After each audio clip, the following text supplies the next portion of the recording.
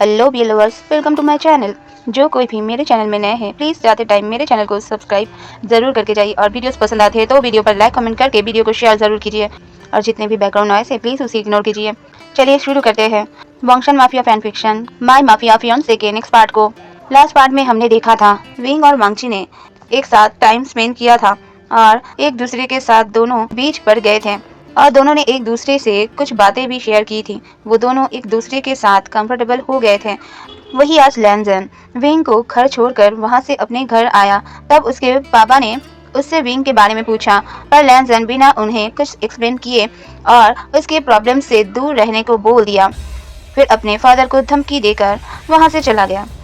एक कमरे में लैन शिचन एक लेडी के पास बैठे थे। वो लेडी बेहोश बेड पर लेटी थी। उनके आसपास कई सारे मेडिकल सामान थे। शिचन उस लेडी का हाथ टाइटली होल्ड किए हुए बैठे हुए थे। शिचन कहता है, माँ सब कुछ खराब हो रहा है। आपका शिचन कुछ नहीं संभाल पा रहा है, ना अपने भाई को और ना ही अपने फादर को और ना ही उन दोनों के रिलेशन को। माँ प्लीज उठ जाइए। मुझे लैनसन को और फादर हम सबको आपकी जरूरत है।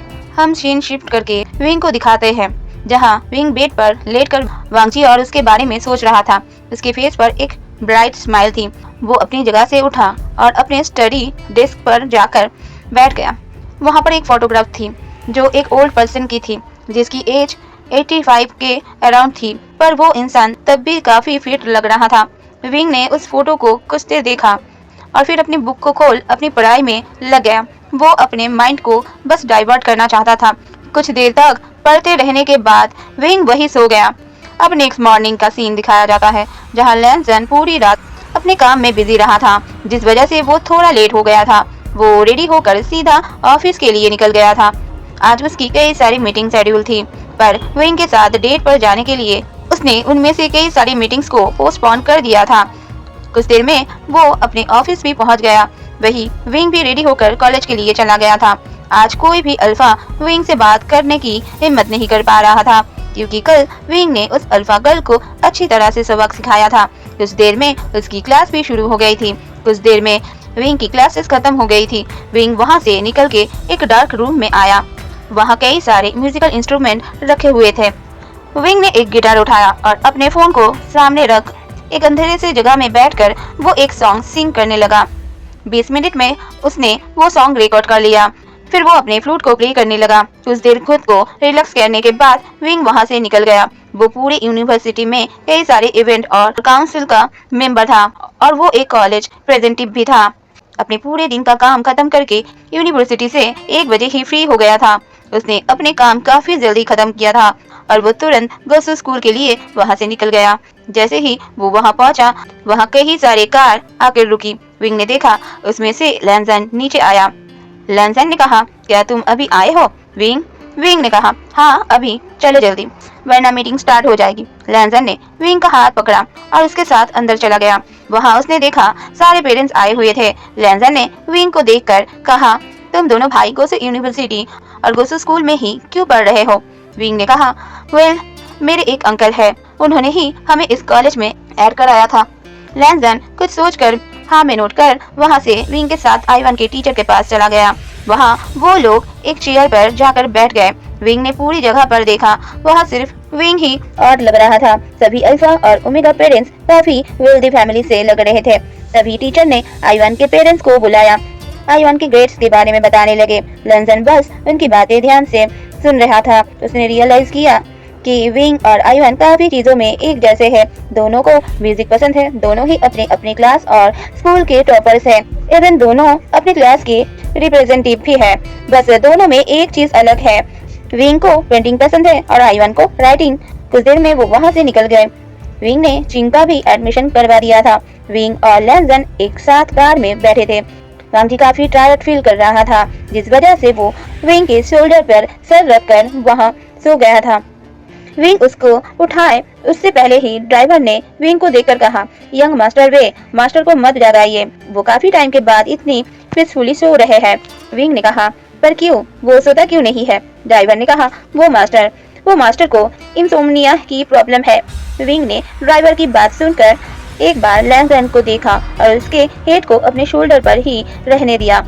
ऐसे ही कुछ देर में वो दोनों विंग के घर के नीचे पहुंच गए। ड्राइवर कुछ कहता उससे पहले ही विंग ने उसे कार ड्राइव करने के इंस्ट्रक्शन दे दिया। करीब 45 मिनट बाद विंग और लैंसन के हाउस जिंगशी पहुंचे। ड्राइवर ने वही कार रोकी। तब धीरे से विंग ने लैंसन के बालों को सहलाते हुए उठाया और अपने आप को ऐसे देखकर लैंसन ने विंग से सॉरी कहा। फिर उसने ड्राइवर से पूछा, क्या हम विंग के घर पहुंच गए? विंग ने कहा, लैंसन, मैंने ड्राइवर से कहा था कि मुझे तुम्हारे घर लेकर चले, तुम चलो और जाकर रेस्ट कर लो। लैंसन ने कहा, क्या तुम आज यही रहने वाले हो? विंग ने कहा, क्यों, क्या कोई प्रॉब्लम है तुम्हें? लैंसन ने कहा, नहीं, तुम यही रह सकते हो। फिर लैंसन और विंग अंदर आ गए। ये विला काफी ब्यूटीफुल और एलिगेंट था। ब्लैक एंड व्हाइट के कॉम्बिनेशन था। विंग तो उस विला को देखकर मेस्मराइज हो गया था। वही लैंसन विंग को ऐसे देखकर हैप्पी हो रहा था। लैंसन ने कहा, क्या तुम्हें ये विला पसंद आया? हम मैरिज के बाद यही रहेंगे। विंग ने कहा, ये एक्चुअली काफी ब्यूटीफुल है, पर तुम यहाँ अकेले रहते हो या तुम्हारी फैमिली के साथ? लैंसन ने कहा, वेल, ये मेरा पर्सनल हाउस है। मैं लैंड मेंशन में रहता हूँ, पर ज्यादातर जब मैं बिजी होता हूँ तो यही आकर रहता हूँ। विंग कहता है, ओके, वेल, ये सच में काफी अच्छा है। I love it. लैंसन ने उसे अपनी तरफ खींचा और उसे गले लगा लिया। विंग ने भी उसे हक कर लिया। लैंसन ने कहा, आई लव यू स्वीटहार्ट, क्या तुम आज यही इस घर में रुक सकते हो? मैं यहाँ अकेले रहता हूँ, बस आज के लिए। आई प्रॉमिस, मैं फिर तुम्हें रुकने के लिए नहीं कहूँगा। विंग कहता है, ठीक है, मैं रुकूंगा, बस तुम मुझे बता देना मेरा रूम कौन सा है। लैंसन ने उसे पीछे से टाइटली हक कर लिया और उसके नेक पर छोटे छोटे बटरफ्लाई किसेस करने लगा।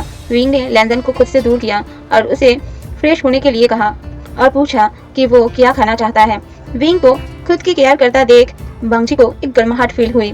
उसने हाँ में नोट किया और कहा, वो जो भी बनाएगा लैंसन उसे खा लेगा। विंग ने एक स्माइल किया और वहाँ से खाना बनाने के लिए चला गया।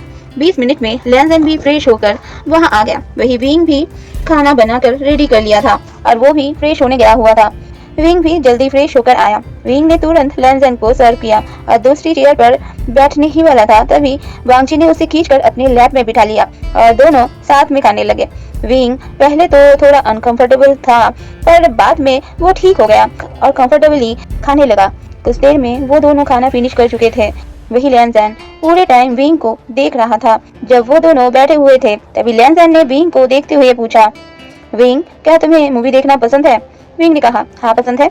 लैंसन ने कहा, क्या तुम आज मेरे साथ मूवी देखोगे? मेरे पास एक मूवी है। एक्चुअली मेरे मदर एक एक्ट्रेस थी और उनकी एक लास्ट मूवी मेरे पास है, पर मैं कभी भी उसे अकेले देखने की हिम्मत नहीं कर पाया हूँ। क्या तुम मेरे साथ? विंग ने कहा, श्योर, व्हाई नॉट, मैं देखूंगा। लैंसन विंग को अपने साथ लेकर रूम में गया। वहाँ एक सोफा था और एक प्रोजेक्टर था। वो एक ऐसा रूम था जिसमें सिर्फ मूवीज ही देखी जा सकती थी। वहाँ एक छोटा सा मिनी फ्रिज भी था जिसमें काफी सारे कोल्ड ड्रिंक्स और स्नैक्स थे। लैंसन ने सारी प्रिपरेशन की और मूवी स्टार्ट कर दिया। मूवी काफी स्टैटिक स्टोरी थी और काफी इंटरेस्टिंग भी थी, जिससे वांगची और विंग दोनों काफी एंजॉय कर रहे थे। मूवी देखते देखते कब वो दोनों एक दूसरे को हक किए हुए ही वहाँ सो गए, उन्हें पता भी नहीं चला। अब नेक्स्ट मॉर्निंग का सीन दिखाया जाता है। विंग की आंखें पहले खुली। उसने देखा लैंसन बेबी की तरह सो रहा था, पर उसके माथे पर हल्की सी शिकन थी। जैसे ही विंग ने वांगची के चेहरे पर हाथ रखना चाहा, लैंसन ने टाइटली विंग का हाथ होल्ड कर लिया, जिससे विंग ने दर्द भरी आह की।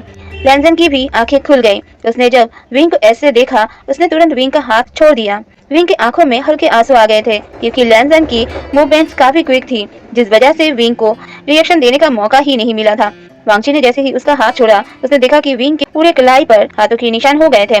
लैंसन ने कहा, आई एम सॉरी बेबी, मुझे माफ कर दो, मैं तुम्हें हर्ट नहीं करना चाहता था, बट ये मेरी आदत है। जब मैं सोता हूँ तो कोई अगर मुझे ऐसे सडनली टच करे तो मैं ऐसे ही रिएक्ट करता हूँ। विंग ने कहा, ओके, कोई बात नहीं है, समझ सकता हूँ। ये बोलकर वो बाहर निकल गया।